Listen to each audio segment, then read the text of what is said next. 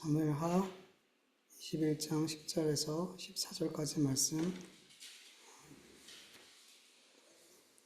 한 절씩 교독합니다. 제가 먼저 읽습니다.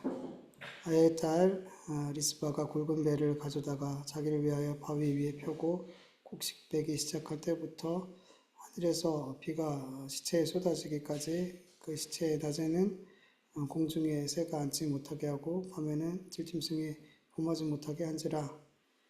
이에 아야의 딸 사울의 처 리스바가 행한 일이 다윗에게 알려짐에 다윗이 가서 사울의 뼈와 그의 아들 요나단의 뼈를 길르앗 야베스 사람에게서 가져가니 이는 전에 블레셋 사람들이 사울을 길보아에서 죽여 블레셋 사람들이 벳산 거리에 매단 것을 그들이 가만히 가져온 것이라. 다윗이 그곳에서 사울의 뼈와 그의 아들 요나단의 뼈를 가지고 올라오매 사람들이 그 내려준 자리에 뼈를 거두었다. 같이 읽습니다.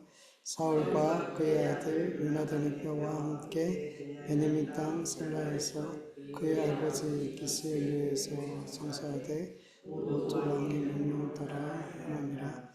그 후에 하나님이 그 땅을 위하여 기도를 들으시니라. 아멘. 다윗이 이스라엘 왕이 된 이후에 이스라엘 땅에 3년 기근이 들었었죠. 이 기근은 사울 왕이 기브온 사람들을 학살하고 이스라엘 땅에서 쫓아내려 했던 그 악한 일로 말미암아 하나님께서 내리신 재앙이었어요. 여호수아를 중심으로 가나안 땅을 정복할 때 여호수아와 각 지파 지도자들은 기브온 사람들과 하나님의 이름으로 언약을 맺었죠. 내가 너희를 죽이지 않겠다. 그렇게 언약을 맺었어요. 그리고 이 약속은 수백 년 동안 지켜져 왔고 가나안 거민인 기브온 사람들은 멸망당하지 않고 이스라엘 백성들과 함께 살아갈 수가 있었어요. 그런데 사울 왕이 하나님의 이름으로 맹세한 이 언약을 깨고 기브온 사람들을 함께 살고 있는 기브온 사람들을 학살하고 이스라엘 땅에서 쫓아내려 했어요. 사울 왕의 이 악한 행동은 근본적으로는 하나님께 지은 죄예요. 하나님의 이름으로 맹세한 이 약속을 어긴 것은 곧 하나님께 죄를 지은 거죠. 사울 왕은 하나님을 향한 믿음, 신뢰, 두려움 이런 것들이 없었어요. 그래서 하나님이 하신 그 말씀도 그에게는 전혀 두렵거나 어떤 힘이 있거나 그에게 영향력이 없어요. 하나님의 말씀이. 그냥 본인이 원하는 대로 하나님이 말씀하시고 하나님의 이름으로 맹세했다 할지라도 내가 그냥 원하면 나에게 이익이 된다고 생각하면 그냥 해버리는 거예요. 그렇게 사울 왕은 기브온 족속들을 학살하고 이스라엘 땅에서 쫓아내려 했어요. 그리고 이 죄는 단순히 사울 한 사람의 죄가 아니라 온 이스라엘의 죄로 하나님께서 여기셨어요. 왜냐하면 그 당시에 여호수아와 어떤 기브온 사람 어떤 대표가 뭐 이렇게 맺은 게 아니라 개인과 개인과 언약을 맺은 게 아니라 민족과 민족이 맺은 약속이 있기 때문에 그 약속을 어겼다는 것은 나라 전체의 죄가 되는 거죠. 그래서 기브온 족속을 죽인 것은 그렇게 학살한 것은 사울 왕의 죄뿐만 아니라 온 이스라엘의 죄가 된 거죠. 그래서 하나님께서 이스라엘 땅에 기근을 보내신 거죠. 이 기근이 왜 왔는지 처음에 알았어요? 몰랐어요? 몰랐어요. 이스라엘 백성들은 몰랐어요. 다윗도 몰랐어요. 그래서 하나님께 다윗이 기도했겠죠. 첫 해에 기도했겠죠. 하나님 비를 주세요. 응답이 없어요. 다음에도 하나님 비를 내려주세요. 응답이 없어요. 그러니까 다윗이 어떻게 기도하죠? 3년째 됐을 때 묻는 기도를 드리죠. 비를 내려주세요 라는 간구하는 기도가 아니라 하나님 왜 기근이 왔을까요? 라는 정말 하나님이 듣기 원하는 기도를 드리게 되고 그때 하나님께서 응답해 주시죠. 사울과 그 가족이 그 가문이 기브온 사람들을 학살해서 그래. 그렇게 가뭄을 하나님께서 주신 이유에 대해서 말씀하시죠. 그래서 어떻게 해요? 다윗이 답을 알았어요. 기근이 왜 왔는지 이제 이 기근 해결할 수 있는 이제 방법을 찾은 거예요. 그래서 기브온 사람들을 불러요. 그리고 뭐라고 얘기하냐면 사무엘하 21장 3절에서 보면 다윗이 기브온 사람들에게 물었다. 내가 당신들에게 어떻게 하면 좋겠어? 내가 무엇으로 보상을 하여야 주님의 소유인 이 백성에게 복을 빌어 주시겠소? 이 당신들을 학살한 이 죄에 대해서 이거에 대해서 우리가 도대체 어떻게 보상하면 좋겠소? 계속 저주했던 것 같아요. 기브온 사람들이 이스라엘 백성을 향해서 하나님의 이름으로 계속 저주했던 것 같아요.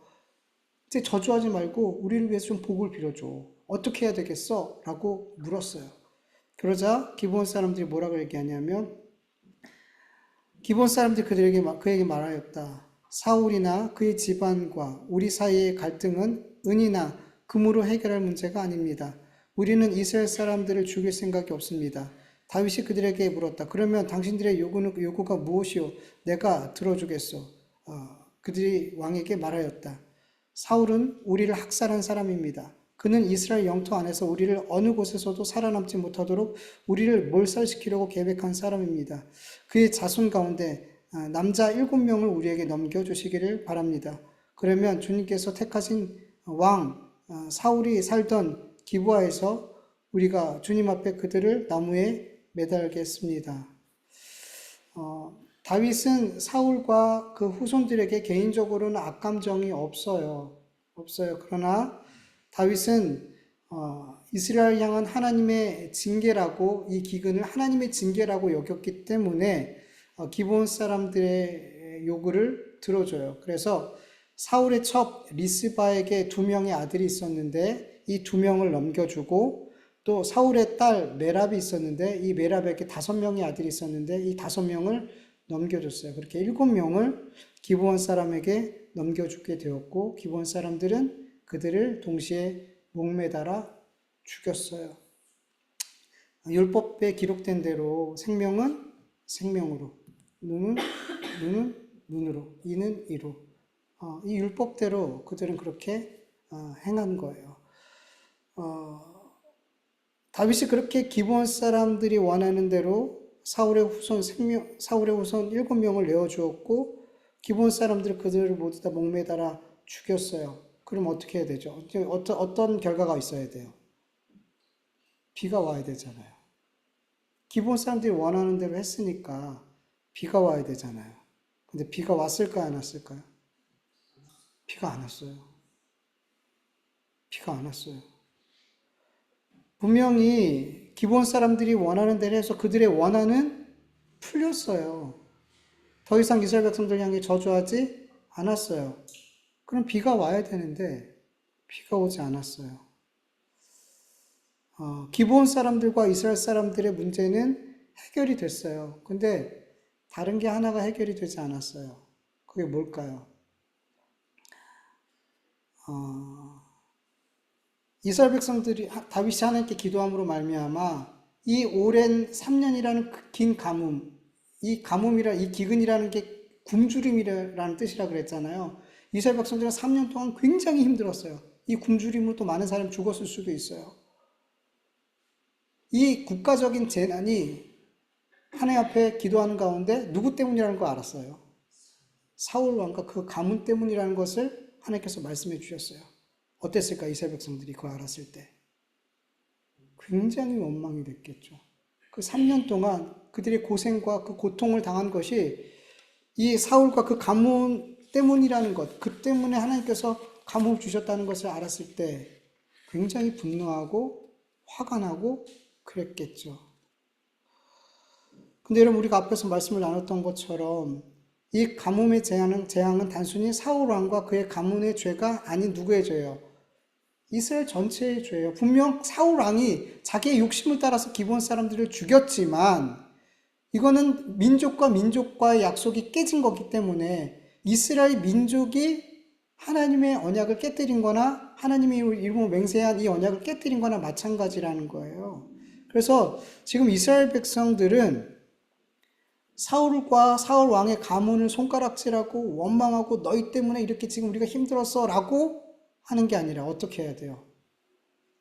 사울 왕과 사울 가문을 용서하고 기브온을 학살한 이 죄는 우리의 죄다라고 인정하고 회개하는 것. 지금 그들이 해야 될 일은 그거라는 거예요. 근데 그걸 하지 않았어요. 그냥 사울 왕의 아들들만 내어줬어요. 아들과 손주들을 내어주는 걸로 이거 끝이다라고 생각했더라는 거죠. 예수님, 이스라엘 사람들은 나무에 달려 죽은 자를 하나님께 저주받은 자로 여겼어요.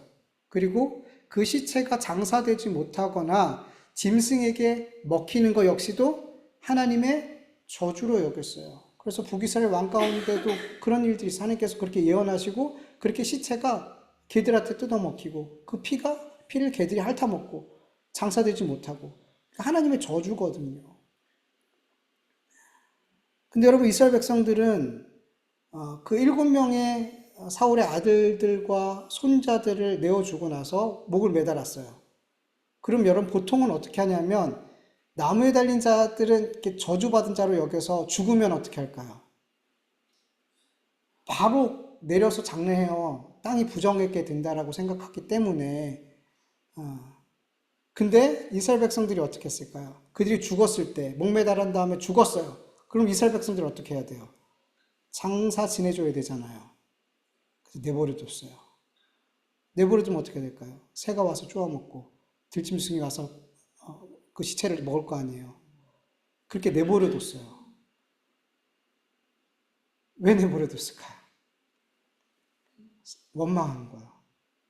이스라엘 백성들은 그렇게 시체를 그렇게 하나님의 저주받아 나무에 달려서 죽은 거예요. 목매달아 죽어 저주받은 거예요. 근데 그 저주받은 시체가 더 완벽한 저주를 받게. 그게 지금 이스라엘 백성들의 사울 가문을 향한 마음이었단 말이에요.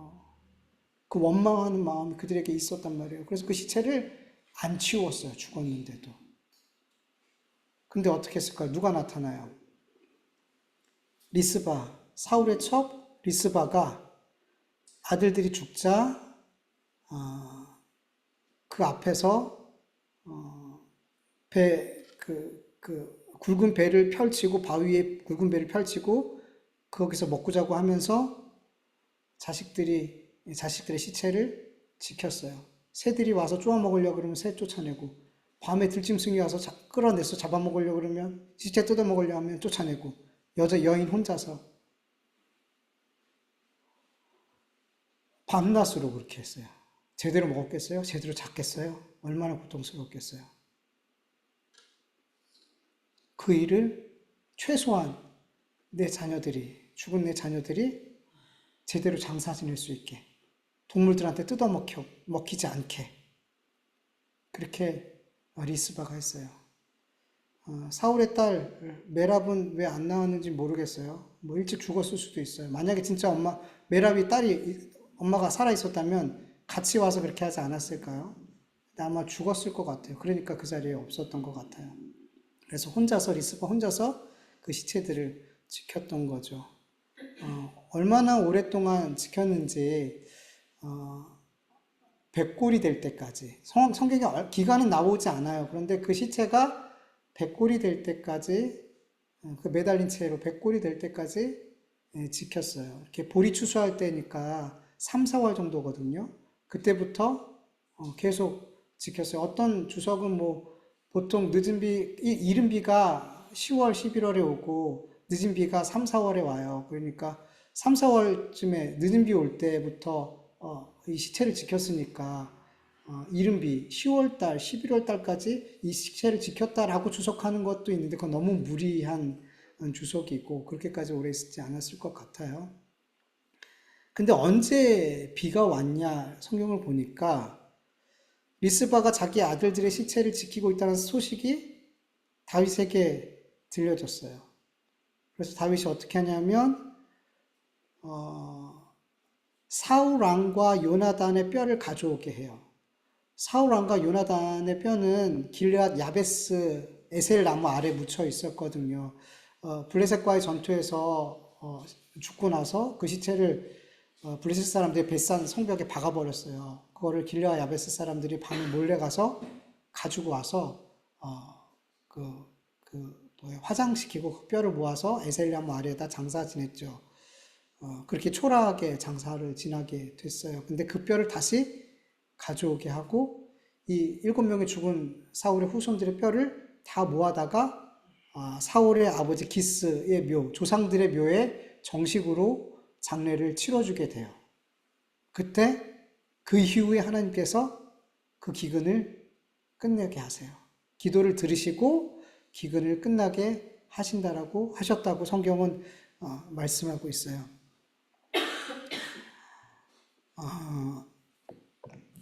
이 리스바의 행동으로 인해서 다윗이 생각이 바뀌었어요. 다윗도 그냥 그 시체를 방치하게 내버려 뒀거든요.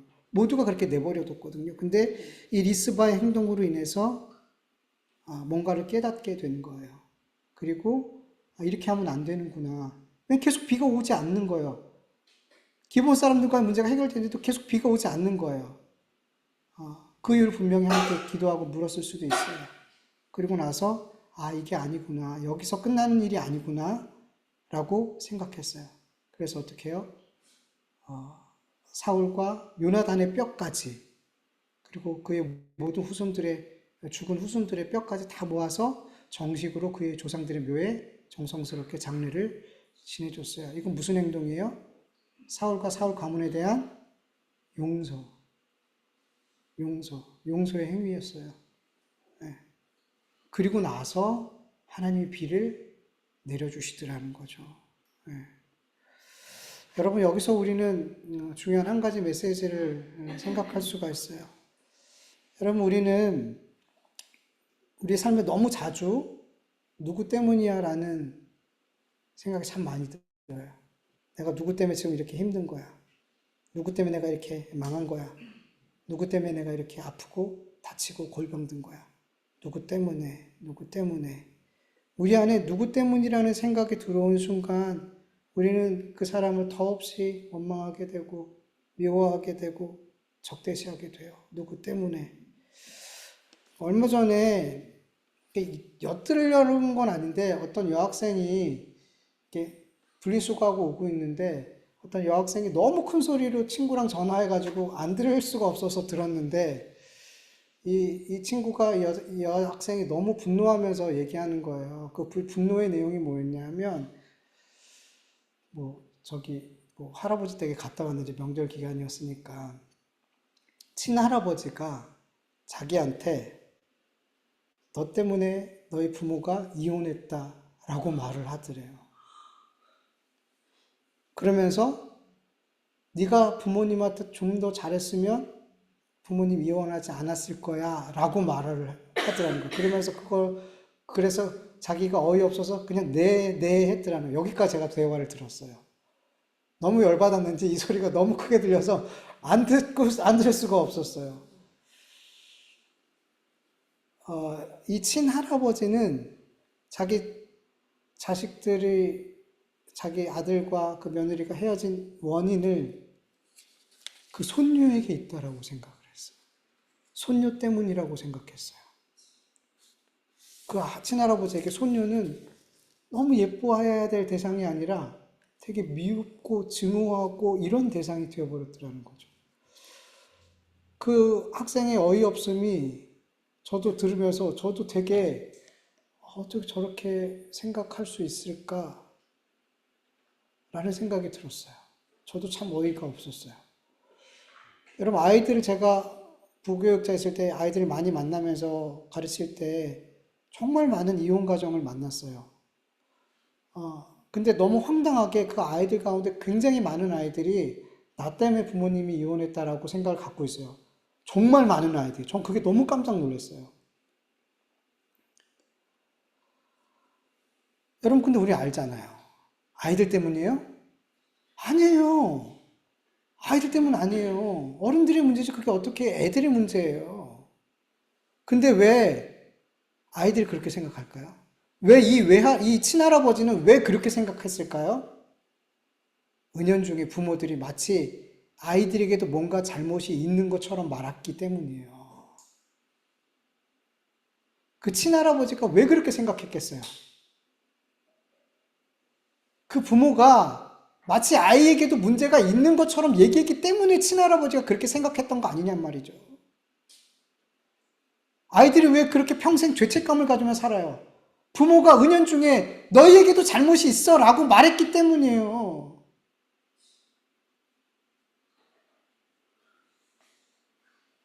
여러분, 최소한 가정에서는, 그리고 교회에서는 최소한 너 때문이야, 누구 때문이야 라고 말하지 않길 간절히 원합니다. 누구 때문이야 라고 말하는 순간부터 제일 큰 문제가 뭐냐면 나를 안 봐요. 나를 제대로 못 봐요. 누구 때문이야 라고 말하는 순간부터 내가 잘 안 보인단 말이에요. 너 때문이야 라고 말하며 나를 제대로 보지 않을 때 우리 가정이 무너지고 우리 교회가 무너지고 내가 속한 공동체가 너무 쉽게 파괴가 된단 말이에요. 여러분, 명절 때 친척들 오랜만에 만나면 왜 이렇게 자주 싸워요? 그 이유 중에 정말 중요한 이유가 뭔지 아세요? 저 때문이야. 저 때문이야. 엄마 때문이야. 아빠 때문이야. 누구 때문이야. 이 문제가 해결이 안 돼요. 계속 해결이 안 되고 계속 만나요. 그러니까 한번 그게 터져 나오면 얼굴 붉히고 헤어지는 거예요. 누구 때문이야가 여전히 해결이 안 돼서.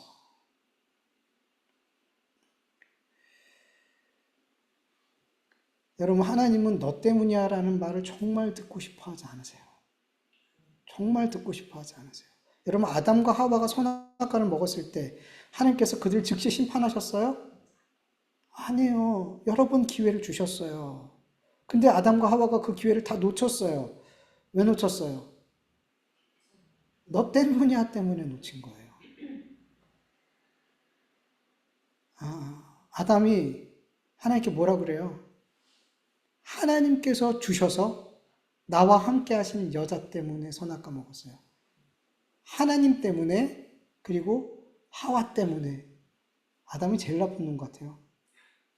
하나님까지 탓해요.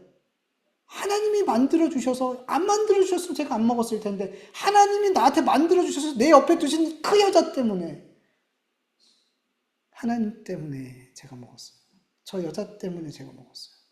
하와는 또 뭐라 그래요? 뱀 때문에. 누구 때문에? 누구 때문에? 이것 때문에 회개할 기회를 다 놓쳤어요. 여러분, 최초의 살인자 가인은 동생 아벨을 왜 죽였어요? 왜 돌로 쳐 죽였어요? 동생의 제사는 받으시고 자기의 제사를 안 받아요. 그러면 어떻게 해요? 내가 문제 있구나. 이렇게 생각해야 되는데 동생이 문제라고 생각했어요.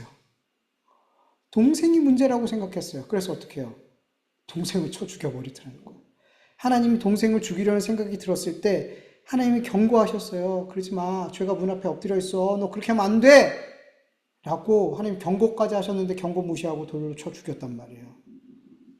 그럼 이렇게 누구 때문이야 라는 생각이 들면 내가 안 보여요. 내 죄가 안 보여요. 여러분, 분명 누구 때문에 그 일이 일어날 수 있어요. 그쵸? 난 정말 잘못한 게 없는 것 같은데 누구 때문에 이런 안 좋은 일이 일어날 수 있어요. 사울 때문에 그렇게 이스라엘 백성들이 3년 동안 기근으로 고생했어야 돼요.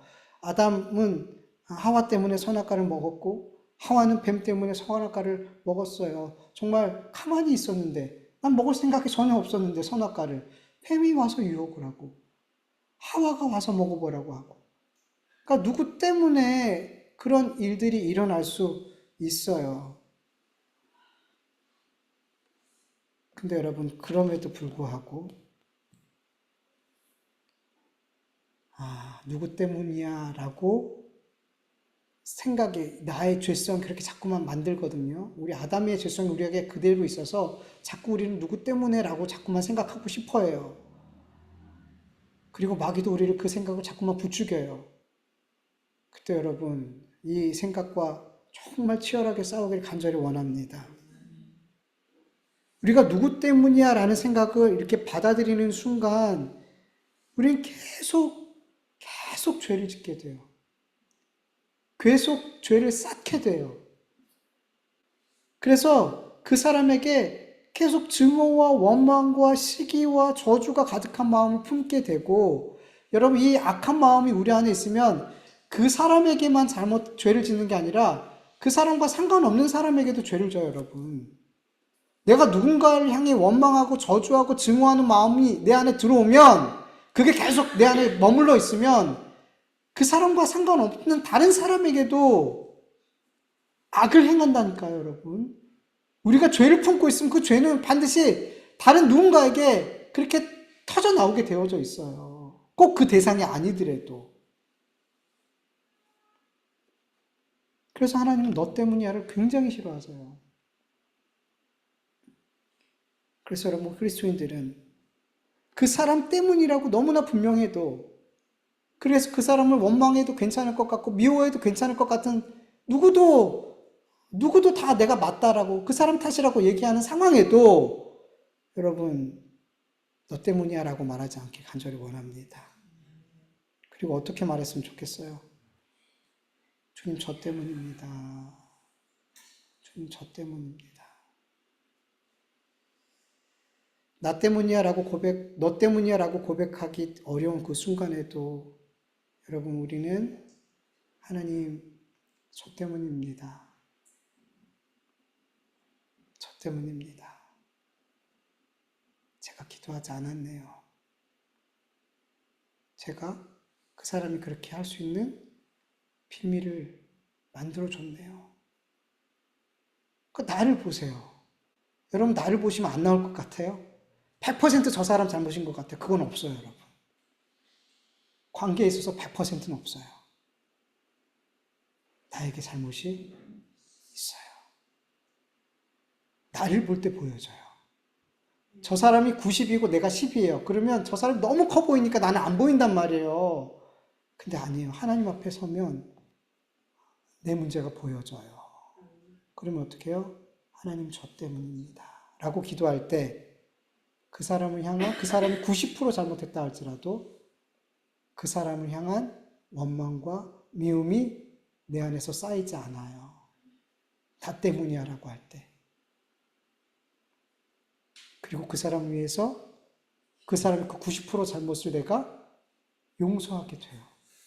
나 때문이야 라고 생각할 때.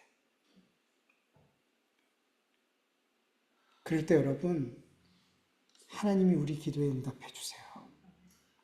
우리의 기근을 해결해 주세요. 어떤 기도 드릴 때? 나 때문입니다. 나 때문입니다. 그러면 다른 사람과의 관계가 용서로 풀어져요. 그게 풀어지니까 하나님 비를 내리시더라는 거죠. 여러분, 예수님 말씀하시잖아요.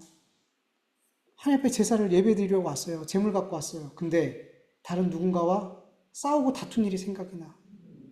내가 그 사람한테 뭔가 잘못한 거나, 아니면 내가 그 사람이 용서 못하거나, 이런 그 사람과의 관계의 어려움이 생각이 나. 그럼 어떻게 하라 그래요? 제물 놓고 그 사람과 그 문제 해결하고 와서 예물 드려. 그럼 내가 이 예물 받을게. 응답해 줄게. 사울 가정과 사울의 가문과 이스라엘 백성들의 이 문제가 해결이 안 됐죠. 근데 그게 해결되어졌을 때 그때 하나님 비를 내려주시더라는 거죠. 그래서 여러분, 내 삶에 지금 오랫동안 응답이 없는 기도, 그리고 해결되지 않는 문제가 있다면 여러분, 누구 때문이야 라고 생각했던 그 문제를 가지고 하나님, 저 때문이네요. 그리고 나를 보면서 여러분 기도해 보시길 간절히 원합니다. 그 사람이 용서가 되고 더 이상 너 때문이야 라고 원망하지 않게 될 거예요. 그러면 그때 그 오래된 기도의 제목이 응답을 받게 될 줄 믿습니다. 그 오래된 풀리지 않는 문제가 하나님 풀어주실 줄 믿습니다. 우리 같이 말씀을 기억하면서 잠시 기도드리죠.